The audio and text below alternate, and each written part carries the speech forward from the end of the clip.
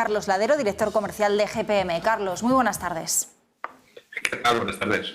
Bueno, apertura de Wall Street que ha sido un poco tímida, un poquito volátil, la apertura muy plana, de pronto hemos visto movimientos al alza y a la baja de unas décimas arriba, unas décimas abajo, ahora ya sí que estamos viendo caídas del 0,5 en el Nasdaq, del 1,15 en el Standard & Poor's 500. En la sesión europea sí hablábamos de pues un inicio de mes en positivo después del mes de enero volátil que hemos vivido. En Wall Street mayores pérdidas que en Europa en este mes de enero, más afectado, ¿no?, por esa caída de la tecnología, por esa subida de tipos. ¿Qué podemos esperar en este arranque del mes de febrero? De momento parece que volatilidad sí. Pues sí, como bien dices, volatilidad sí. Parece que, pues quizá a nivel mundial los gestores empiezan quizá a ver con mejores ojos Europa y con peores Estados Unidos. De ahí, como tú bien dices, que este inicio de año pues hayamos visto caídas fuertes, ¿no?, en índices que habían subido muchísimo. O sea, si buscamos una comparativa 3 años atrás, la verdad es que estamos años luz, y si hablamos del IBEX 35 ni te cuento, ¿no? Pero sí que es cierto que Europa ha aguantado mejor el tirón en estos últimos días, pues con resultados como los de Apple y alguna compañía más de Nasdaq, ¿no? Ha conseguido recuperar algo, pero bueno, estamos viendo que parece, ¿no?, que al final las carteras giran a activos, o en este caso a acciones que tengan menor impacto, ¿no?, lo que sería una posible inflación para quedarse, que yo creo que es lo que va a pasar durante este año 2022. Y ahí está la clave, lo que también estamos viendo, que yo creo que más que todo este movimiento de acciones, volatilidades pues subidas y bajadas bastante verticales en algunos valores, lo que importa es precisamente la inflación, cómo afecta a la renta fija, es donde hay que fijarse, donde llevamos fijando los últimos 3 años. Y estamos viendo que a pesar de inflaciones por encima del 6% en países como Estados Unidos, incluso algún europeo, seguimos viendo los bonos muy abajo, ¿no? Y eso no tiene mucho sentido. Y además, pues seguimos esperando que los bancos centrales sigan cuanto menos enviando señales positivas de no mover absolutamente ficha, ¿no?, y mantener los tipos. Y a todos se nos olvida, yo creo, que hasta ahora no lo habíamos sufrido, ¿no?, que en un mercado que sea inflacionista como el que tenemos ahora de inflación real, la labor principal de los bancos centrales es principalmente mitigar esa inflación, y para mitigar la inflación la única forma que hay es obviamente el subir tipos, ¿no?, y drenar dinero del sistema. Entonces, pues blanco y en botella. En algún momento el mercado tiene que normalizarse, ¿no? Y como digo, hasta ahora y estos años, pues hemos conseguido nivelar un poco el barco después de pandemias y múltiples sucesos, pues simplemente porque la inflación no existía, ¿no? Con lo cual a los bancos centrales era relativamente fácil, ¿no?, el mantener los tipos cero, incluso tener pues bonos, como hemos visto en el caso de Alemania y Estados Unidos en algunos momentos en negativos, el bono a 10 años. Pero ahora es imposible, ¿no? Y en el momento que empiecen a ver los gestores, y en este caso nosotros, que empieza a haber bonos con que no sean high yield y que tengan cierto nivel de inversión y que tengan tipos por encima del 2, del 3 y del 4% a plazos hasta 5 años, pues realmente empezaremos a girar carteras, y lo que ahora tenemos en riesgo, cuando tenemos más remedio, seguirá renta fija, y obviamente pues lo que vemos es que los mercados de renta variable sufren. Importante, Carlos, que mencionabas las tensiones inflacionistas, las que estamos viendo ahora mismo en el precio del crudo, con un rebote el que ha experimentado el precio, que ha impulsado de hecho las cuentas de una de las compañías que hoy está cotizando sus resultados en Wall Street, que es ExxonMobil, que ha publicado los mejores resultados en 7 años debido precisamente a este entorno de elevados precios del petróleo. Seguimos poniendo el foco de la subida del precio del crudo día a día, sobre todo en un momento en el que las tensiones geopolíticas entre Rusia y Ucrania también están ejerciendo presión. Veíamos cómo el petróleo cotizaba precisamente esa tensión geopolítica, y muchos analistas, expertos, el consenso de mercado apunta a que pronto podríamos verlo en el entorno de los 100, 120 dólares, y que incluso pues se podrían mantener esos niveles por un periodo prolongado de tiempo. Carlos, ¿tú cómo estás viendo ahora mismo el entorno del crudo? Pues un poco como hemos estado viendo el de la renta fija estos últimos años, ¿no? Es decir, el mercado se mueve con una ilógica tremenda. Yo creo que el mercado, podríamos definirlo como que lleva roto muchos años, ¿no? Las intervenciones de los bancos centrales no han sentado bien, y sobre todo no hemos sabido digerirlo, y más en países como España.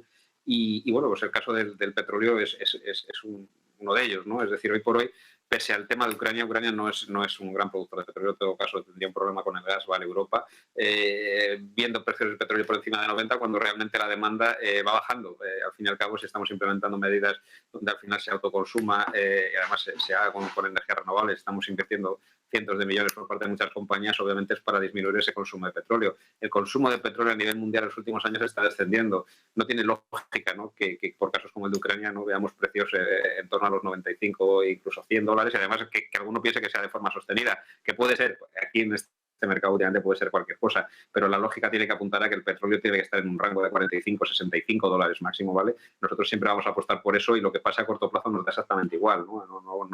Ni nos vamos a meter en una guerra, ¿no?, de que el petróleo pueda estar a 150 dólares o a 180 o a 2000, ¿vale? Es decir, al fin y al cabo es especulación. Hace poco vimos los futuros del petróleo negativo, ¿no? Porque los barcos al final que te cargaban ese tipo de combustible no empezaron a dar vueltas porque no había forma de descargar porque teníamos una pandemia. En definitiva, el buen gestor, ¿vale?, se tiene que aprovechar de estas cosas de forma puntual. Pues yo ahora mismo, si fuera un gestor de hedge, ¿vale?, o tuviera fondos de volatilidad, desde luego estaría apostando a medio largo plazo, ¿no?, con productos que no tengan mucho apalancamiento por ir corto en petróleo. O sea, no concibo un precio de 100 dólares el barril de forma sostenida durante el año 2022. Primero, porque mataría la economía definitivamente, y segundo, porque no tiene lógica a nivel oferta-demanda. Recordemos que esto, que nos cueste y cada vez haya más componente especulativo, es un componente oferta-demanda, ¿no? Si no hay demanda, no puedes tener una oferta inflada de forma infinita y al revés pasa un poco lo mismo, ¿no? Con lo cual, pues nuestra apuesta por el petróleo es clara. Es esperar y si tienes la posibilidad de corto. Si miramos a la renta variable americana, esa temporada de resultados, Carlos, estamos esperando las cuentas de Alphabet, ya hemos conocido los nombres de, bueno, las cifras de Apple, de Microsoft, estamos esperando también esta misma semana las cuentas de Amazon, estamos viendo a esos títulos con caídas, con la excepción de Alphabet, que sigue está cotizando con rebotes. ¿Qué podemos esperar de las cuentas de Alphabet y de Amazon, que todavía quedan por publicarse? Y sobre todo, ¿cómo estás viendo el cambio, ¿no?, respecto a las acciones tecnológicas con esas valoraciones y, bueno, pues qué perspectiva podemos tener del sector? Pues vamos a ver, esta es una pregunta curiosa, quizás si a lo mejor hablábamos hace 30 años, ¿no?, quizá pasó un poco un fenómeno con las constructoras, ¿no?, que ahora son holding, podemos ver un ACS, un Ferrovial, ¿no?, las grandes constructoras americanas realmente son grupos de servicios, ¿no?, donde tienes prácticamente un mare magnum de casi todo, ¿no?, por lo cual al final muchas veces cuando quieres analizar una FCC o una ACS, pues te cuesta, ¿no?, y te cuesta porque al fin y al cabo son un conjunto de muchas cosas, ¿no?, que al final pues la construcción básicamente es una parte ínfima. Yo creo que con el caso de Alphabet, ¿no?, el ex Google, ¿no?, o el caso de Apple, o el caso de la mayoría de estos grandes holding tecnológicos, lo que está pasando, y si queremos analizarlo y a valorarlo en su justa medida, es ver qué van a ser a futuro, ¿no? Muchos descontamos, y yo el primero, que en los próximos 10 años los dos grandes bancos a nivel mundial, ¿no?, a nivel retail, van a ser Alphabet y Apple, ¿no? También podemos descontar que quizás los mayores productores y fabricantes de coches podrían ser estos dos, ¿no? Al final estamos viendo ahora una guerra total con el tema de chip, de software, en definitiva, es decir, de control por mil cosas, ¿no? Luego podemos ver en el caso de Amazon, ¿no?, que puede ser al fin y al cabo el mayor distribuidor y sobre todo el mayor lobby que pueda haber a nivel mundial, quitando la parte de China, ¿no?, de distribución de cualquier tipo de producto. Entonces, estas tres compañías obviamente lo que tienen es un futuro tremendo. El problema viene de las que hay alrededor, ¿no? O sea, ¿dónde está su techo? Lo vimos hace poco en Netflix. Después de una pandemia, después de que el mundo se paralizara, después de una subida espectacular de gente que se apuntó a estas plataformas, que tenía cierta lógica, hemos visto un estancamiento, incluso una caída, ¿no? ¿Hay posibilidad de que Netflix siga creciendo a estos dígitos? Yo creo que no, ¿vale? Por lo menos en los próximos 5 años. Es posible que China, India e incluso la zona de África absorba ese exceso de demanda. Pues yo pienso que tampoco, ¿no? Entonces, si lo vemos desde ese punto de vista y vemos que Netflix no puede crecer mucho más en otras divisiones o en otras variables o variantes, pues bueno, pues la verdad es que, por ejemplo, Netflix no se tiene que ser una apuesta. En mi caso, por ejemplo, pues el caso de Alphabet, como comentas, y de Apple, sí que creo que es una apuesta a futuro en ambas, ¿no? A pesar de que a lo mejor las valoraciones son caras, pero realmente el futuro de estas dos compañías es prácticamente en convertirse, y si somos un poco catastrofistas, ¿no?, en los que controlan el mundo, ¿no?, por encima de estados y gobiernos, ¿no? Y aún todavía no se han metido, ¿no?, en emitir sus propias monedas, ¿no?, y utilizarlas como contraparte de pago. Con lo cual, digo, el futuro es cuanto menos complicado de analizar, pero bueno, creo que también es cierto que el 90% de las empresas del sector tecnológico están sobrevaloradas, ¿vale? Por mucho, con lo cual entiendo que el Nasdaq pues debe sufrir algo. Carlos, esta semana seguimos pendientes en España de los resultados empresariales bancarios. Esta semana cotizarán las cuentas de Santander y de BBVA. En concreto, pues Banco Santander va a publicar mañana ya sus resultados trimestrales del último trimestre y el ejercicio fiscal de 2021. ¿Qué podemos esperar de sus cuentas? Venimos de los resultados de CaixaBank, de Banco Sabadell, de Bankinter. ¿Va a seguir Banco Santander la misma tónica de los bancos cuyos resultados ya hemos conocido? ¿Y qué podemos esperar de la liberación de provisiones frente a la pandemia?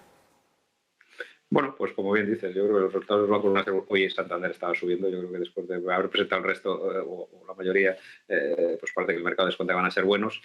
Como bien dices, yo creo que desde hace muchísimos años siempre me preguntan si nosotros invertimos en bancos, por lo menos en la parte que me toca, yo siempre digo que no. y lo digo porque eso sí que es imposible de analizar, ¿no? Al final, como tú bien dices, el desprovisionar y provisionar en función de lo que prácticamente me apetezca, pues lo que te permite es una flexibilidad dentro de los balances de un banco, ¿no? Que al final es muy complicado saber cuánto vale cada cosa. Y ahí lo vimos, ¿no? Con toda la crisis del ladrillo y las valoraciones que se hicieron de activos que al final han pasado a valer prácticamente cero, ¿no? Y si no, pues lo digan al Sareb. Por eso digo bueno, yo me fijaría en los resultados de Santander en que pues en la parte de lo que va a ser el futuro de este banco, ¿no? Que es la parte prácticamente institucional y la parte de negocio corporativo. La parte retail hay que olvidarse. Yo creo que ahí han cometido errores tanto Santander como BBVA como el resto de bancos, además errores obligados, ¿no? A la hora de fusionarse con otras entidades y tratar de absorber los clientes retail, los cuales prácticamente hoy por hoy ningún banco los quiere, ¿no? Por lo cual, pues bueno, pues yo creo que habría que analizar, y yo analizaría en bancos, ¿vale? Sobre todo esa parte, ¿no? La parte más institucional, la parte que no se va a poder desprender y que no va a poder ser mañana en lugar de Banco Santander, Apple Bank, ¿no? Es decir, yo creo que si queremos analizar un banco y estar en los próximos 5 años, tenemos que verlo desde ese punto de vista y analizar las cuentas desde ese punto de vista. Y sobre todo analizar un poco no que se desprovisione y que se provisiona respecto al año pasado, porque realmente toda la parte de ladrillo yo creo que muchas, y he mirado algún resultado, algún balance de algún banco, no, creo que las desprovisiones que se han hecho no están para nada justificadas. Santander mañana, pero hoy estamos cotizando, al menos en Europa, mirando a UBS, más de un 7% arriba. ¿Qué te han parecido esas cuentas? Pues como digo, es el paradigma de la banca, ¿no? O sea, la banca de inversión, la banca privada, la banca de grandes patrimonios, la banca sobre todo de operaciones corporativas, es donde hay margen, ¿no? Donde estos bancos se pueden seguir moviendo y donde bueno, pues donde se hace dinero. Lo que está claro es que con la aparición de los neobancos o de los bancos electrónicos o de esto, no sé exactamente cómo llamarlos, ¿no? Y la desaparición obviamente del lobby de oficinas que tenía aquí la banca tradicional, pues ese negocio está muerto, con lo cual sí que apostaría por todos estos bancos que tienen otra serie de divisiones que son las que les dan realmente margen. Hasta ahora, si nos fijamos en los bancos españoles, siempre veíamos un poco ese margen, ¿no? de banca retail, oficina, de provisiones por hipotecarios, ¿no? Pero también los retail. Yo creo que, como digo, insisto, la banca se tiene que transformar, ¿no? y aquí tienen un largo camino, sobre todo en España. Con lo cual, los resultados de UBS los he visto por encima, me parecen buenos, ¿no? Está claro que la banca va a pasar problemas y sobre todo va a pasar problemas como los tipos empiecen a subir y obviamente la deuda de los países que tienen en balance y por muchos millones también suba, ¿no? Ahí van a sufrir, pero bueno, yo espero que este año se mantenga y ya veremos el año que viene. Insisto, mi apuesta nunca serían bancos, eso también lo tengo claro. Pues Carlos, muchísimas gracias por acompañarnos. A ver qué nos siguen diciendo los resultados de los bancos y cómo seguimos viendo el mercado en estas semanas. Y bueno, también que hablábamos contigo de petróleo, mañana la OPEP, a ver qué nos cuenta. Muy buenas tardes, Carlos. Suerte, gracias, hasta luego.